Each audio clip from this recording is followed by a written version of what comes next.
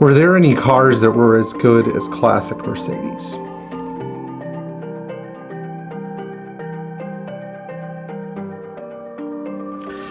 You know, when I was growing up, I used to work on Volvos as well as Mercedes, and I was always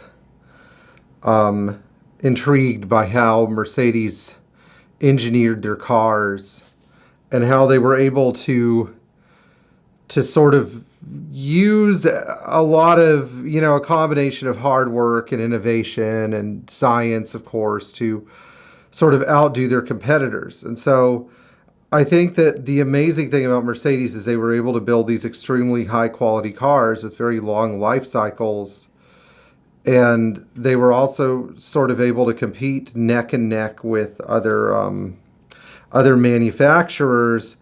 In some cases, you know, making their cars only a little bit more expensive than their contemporaries. And so one of the rabbit holes I wanted to go down was, if during the golden years of Mercedes engineering, we'll say like about 1954 when the Ponton models came out, all the way up to 1995 when the E300 diesel entered production. You know, this to me is sort of a golden age.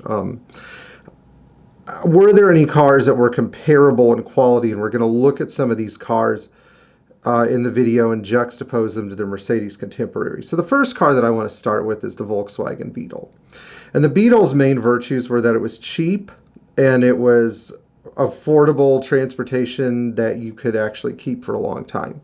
So if you didn't quite have the money for Mercedes, you'd go out and you'd buy a Volkswagen, and ostensibly you could keep that Volkswagen for as long as you'd keep a Mercedes. And judging by the number of classic Volkswagens that are still on the road, I would say that that is mostly true. However, where the Volkswagen sort of wins in the maintenance department is its ease of repair. If you have a blown up engine in a Mercedes, it takes weeks, months, sometimes a year to deal with that process. In a Volkswagen, it's something you can fix in a weekend because the engines can be removed so quickly. So the Volkswagen was designed to be very easy to service, and it wasn't necessarily designed to be a car that didn't break. It was more designed to be a car where if something did break, number one, there wasn't much to break, and number two, it could be repaired quickly and easily. Now, another contemporary of Mercedes from the 1960s, particularly if you look at the early Finn cars or the late Ponton cars, were the Peugeot 403 and 404. These were extremely well engineered cars. They didn't quite perform as well as their Mercedes contemporaries. In other words, they're like 60-mile-an-hour cars, whereas if you have a Mercedes 190 with a gas engine, it's like a 70 to 75-mile-an-hour car. And if you have a diesel version, it's like a 65-mile-an-hour car, whereas the Peugeot is like a 60-mile-an-hour car. But if you look at some of the late Ponton models like the 180D and compare it to like the Peugeot 403 Berlin diesel, you can see some similarities in build quality, and you can look at some other French cars such as the Simca 1501, and you can see that there are some high quality engineering parallels there. My issue with the French cars was not necessarily that they're rust prone, but in the United States, like, you know, we have all different kinds of climates, and they really didn't last long in northern climates, so there aren't many on the road. The other thing is the failure of those companies wasn't in so much developing the product, but developing the service network for the product. Peugeot was never really able to build up a high quality, hands-on, intelligent service network for their vehicles like Mercedes was. And by the time the Peugeot 505 came out, the product quality, in my opinion, had slipped. Their diesel engines were powered by, they had aluminum heads, which unfortunately was something Mercedes went to later, and electronic fuel injection, which was a big mistake if you ask me, because diesel engines really function best when they're all mechanical. But the Peugeot 404 and even the early 405 with the cast iron head, early Indinor diesel engine was a great comparison. If you juxtapose it to a 115 diesel in particular, was a great model to compare it to. Now, I'm sure the juxtaposition that you guys have waited for was the Volvo 240, and I grew up working on 240s and 740s when I was in college. I actually learned to drive stick in a Volvo 240.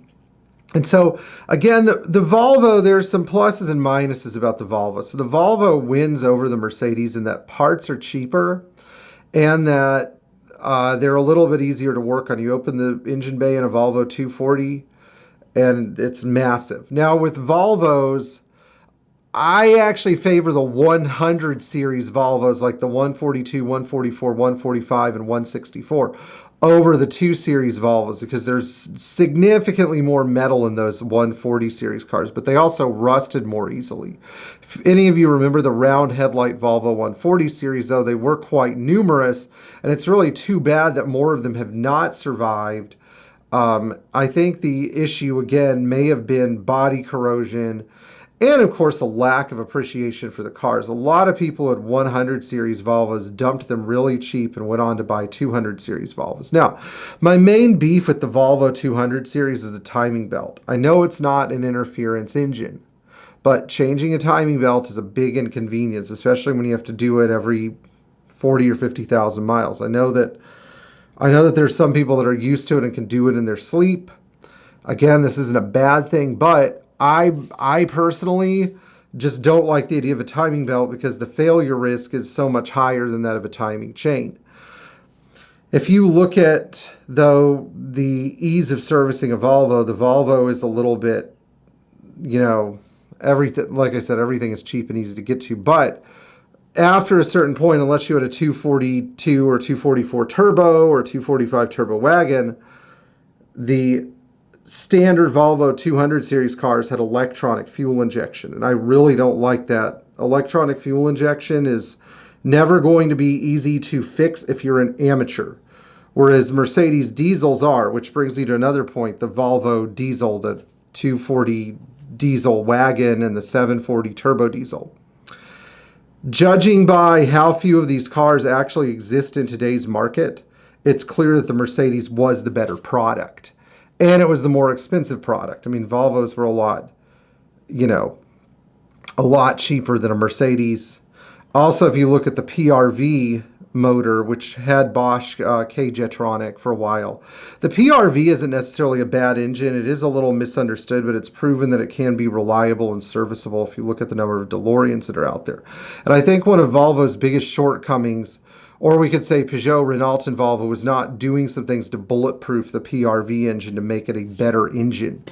The PRV is one of those motors that had an extremely long service life in a bunch of different vehicles.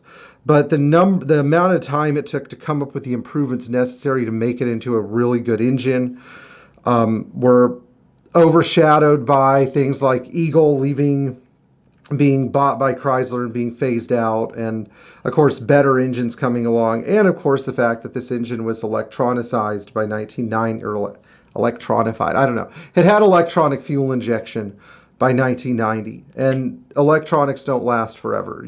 Just ask the guy with the 280 SE 4.5 who's had to rebuild his fuel injection control unit and can't quite seem to get somebody to do it right. It can be a problem.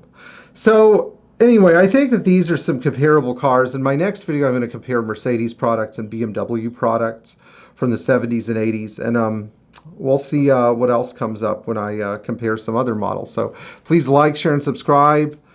Tell your friends about the channel. And if you have anything to add about other cars that are comparable to Mercedes from the era, leave a comment below. Thank you so much.